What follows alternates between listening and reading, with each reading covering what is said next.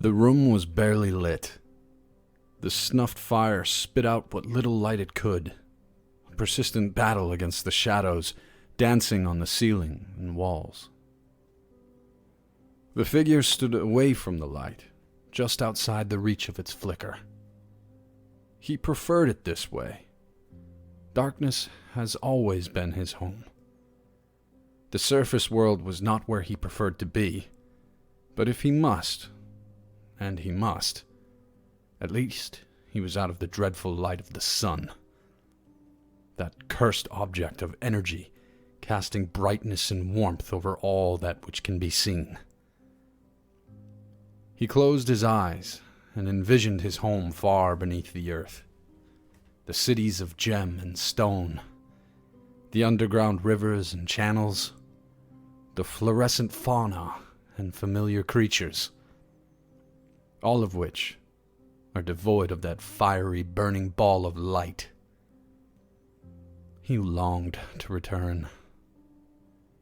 And though that chance had been lost, now there arose but a glimmer of hope. A plan to return to what was rightfully his, even if by force.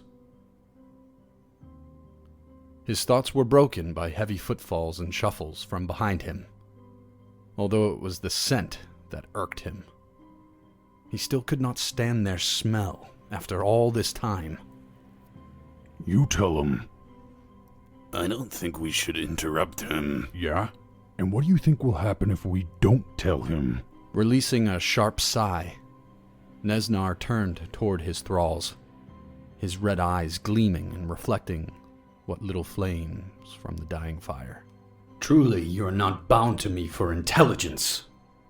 You come to me with news, and fear I am to reject it. React to it in a way that might bring you harm? Tell me, why are we here? You need the forge. Nezznar slowly approached the large bugbears. He gestured with his hand towards the table, and the large goblinoids watched as his dagger began to quiver and rise from the nearby table and float toward him.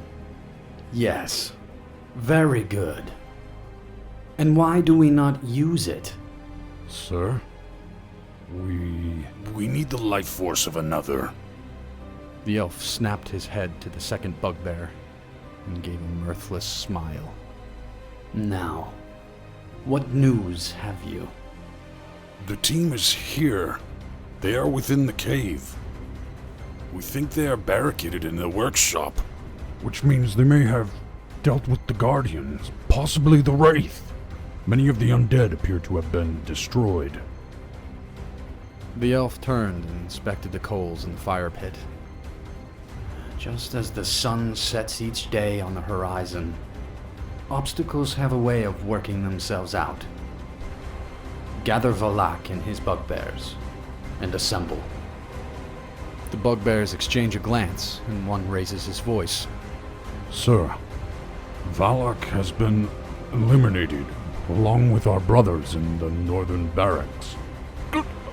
As the last word left his lips, the elf, in an unnatural rupture of speed, spun on his heels and launches the dagger at the bugbear, hitting him in the shoulder.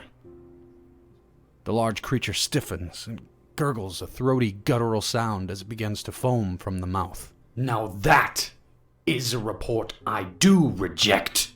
The other goblinoid looks on in horror as his companion falls to the floor, lifeless. The dagger pulls itself from the body, returning to its master's hand as quickly as it was thrown. The bugbear quickly falls to his knee in subjugation. My lord. How many of you are left? Glancing at his friend, 5, 4 now. Nezznar paces away and begins to gather some components off the table. Gather together and report back to me. We will be joining you as well. It's time we introduce ourselves to our guests. As they stalked through the cave, Nezznar smiled to himself. He knew he was close. When Iarno returned, he knew he now has all that he needs to get the Forge of Spells to function. An outcast no more. I will return to my rightful place, and it shall be you, Ilvara, who is exiled. We shall see how you enjoy the dragon prophecy from the surface world. The team turned the bend into the charred, blown-out portion of Wave Echo Cave. There stood the workshop, holding the Forge of Spells, closed up tight. The bugbears turned to Nezznar, awaiting command. The piercing red eyes cut through the darkness, and he gestures a silent command toward a single bugbear. He stalks off in the direction of which Nezznar told him to go. The elf closes his eyes and raises his head and inhales sharply. Yes, my children. You await my word. His head lowers. His eyes flash open, looking at the three bugbears before him. His face intense and full of determination. It's time to fulfill my destiny.